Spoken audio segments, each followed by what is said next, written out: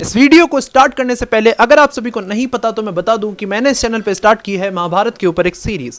जितने भी लोगों के मन में डाउट्स हैं या जितने भी लोगों के मन में मिसकॉन्सेप्शंस हैं महाभारत से रिलेटेड, उन सभी डाउट्स और मिसकॉन्सेप्शंस को इस सीरीज के थ्रू मैं क्लियर करने की कोशिश कर रहा हूं। ये सीरीज का 4th पार्ट है। इस सीरीज का पार्ट 1, पार्ट 2 और पार्ट 3 में इस चैनल पर ऑलरेडी डाल चुका हूं। अगर आप अदर पार्ट्स को देखकर इस वीडियो को देखते हैं तो इस वीडियो का कॉन्टेंट आपको और अच्छे से समझ में आएगा। मैंने पार्ट 1, पार्ट 2 और पार्ट 3 की लिंक डिस्क्रिप्शन में दे दी है। अगर आप चाहें तो उसे वहां से जाकर चेक कर सकते हैं। बाकी एज योर विश। चलो स्टार्ट करते हैं इस वीडियो को।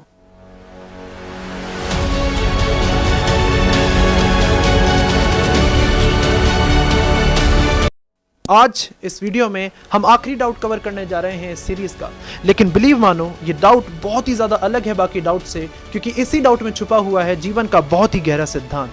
ये सिद्धांत आपके जीवन के हर मोड़ पे बहुत ही ज्यादा फायदेमंद साबित होगा। इसलिए इस जीवन के सिद्धांत को जानने के लिए इस वीडियो को पूरा एंड तक देखते रहें, क्योंकि तभी आप इस जीवन के सिद्धांत की गहराइयों तक पहुंच सकेंगे।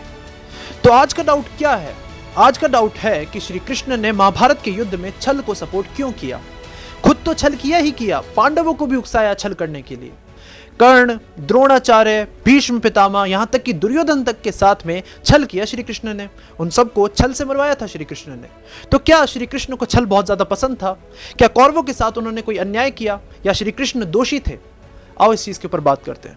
तो देखो, जैसा कि इस सीरीज के पार्ट 1 में मैं आपको ऑलरेडी बता चुका हूं कि कौरवों की तरह ही पांडवों ने भी अपने जीवन में कई सारी गलतियां की थी। लेकिन पांडवों के जीवन की सबसे बड़ी गलती यह थी कि उन्होंने द्रौपदी जी के अपमान को रोकने की बजाय अपने वचनों का पालन किया।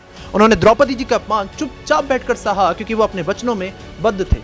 लेकिन वो तो अपने वचनों का पालन कर रहे थे। तो उनके जीवन की सबसे बड़ी गलती किस प्रकार हुई, आइए पहले इस चीज को समझ लेते हैं।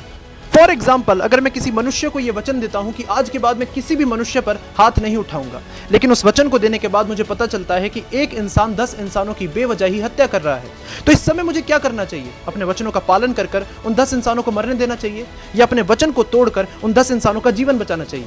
धर्म किस और है? ऑब्वियसली आपको पता है कि धर्म है अपने वचन को तोड़कर मानवता का कल्याण करना। लेकिन उस समय पांडवों को यह बात नहीं पता थी, और यही इकलौता कारण था जिसकी वजह से उन्होंने ये गलती की। पांडवों ने भी उस समय अज्ञानतावश मानवता के कल्याण से पहले अपने वचनों को चुना, एक सही कार्य से पहले अपने वचनों को चुना, धर्म से पहले अपने वचनों को चुना। लेकिन जैसा कि मैंने आप सबसे पहले ही कहा कि पांडवों से यह गलती अज्ञानतावश हुई, क्योंकि उस समय तक श्री कृष्ण ने धर्म की स्थापना नहीं की थी। इसलिए पांडवों को धर्म का संपूर्ण ज्ञान नहीं था। लेकिन श्री कृष्ण से मिलने के बाद पांडवों की विचारधारा धीरे धीरे बदलने लगी। पांडवों को धर्म का संपूर्ण ज्ञान होने लगा। उन्होंने अपने आप को श्री कृष्ण को पूरी तरह से सौंप दिया, क्योंकि धीरे धीरे श्री कृष्ण के उद्देश्य उन्हें समझ में आने लगे। श्री कृष्ण के लिए उनकी हर प्रिय चीज से पहले, अपने वचनों से पहले, अपने कर्तव्यों से पहले, अपने एटीट्यूड से पहले, अपनी इमेज से पहले था मानवता का कल्याण। श्री कृष्ण सिर्फ और सिर्फ मानवता का कल्याण करना चाहते थे, और श्री कृष्ण ये बात जानते थे कि मानवता का कल्याण करने का सबसे अच्छा तरीका है धर्म की स्थापना करना। श्री कृष्ण धर्म की स्थापना के लिए कुछ भी कर सकते थे, क्योंकि श्री कृष्ण ये बात जानते थे कि जब धर्म की स्थापना होगी तभी मनुष्यों को वो जीवन के सिद्धांत प्राप्त होंगे जिससे मनुष्य अपने जीवन में कभी नहीं भटकेगा। मनुष्य को सही और गलत की पहचान हो जाएगी। श्री कृष्ण से मिलने के बाद पांडवों ने जो गलती हस्तिनापुर में की थी, उस गलती को उन्होंने समझा और उस गलती को कभी भी अपने जीवन में दोबारा नहीं दोहराया। इस चीज को आप स्वयं महाभारत में आगे देख सकते हैं। अर्जुन, जो अपनी धनुर्विद्या का काफी ज्यादा सम्मान करते थे, धर्म की स्थापना के लिए उन्होंने धनुर्विद्या के नियमों तक को तोड़ा और कर्ण का वध निहत्थे ही कर दिया।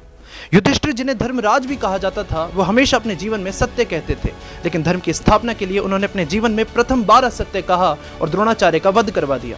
भीम भी कभी भी अपने गदा युद्ध के नियमों को नहीं तोड़ते थे, लेकिन धर्म की स्थापना के लिए महाभारत के अंत समय में उन्होंने अपने गदा युद्ध के नियमों को तोड़ा और दुर्योधन का वध कर दिया।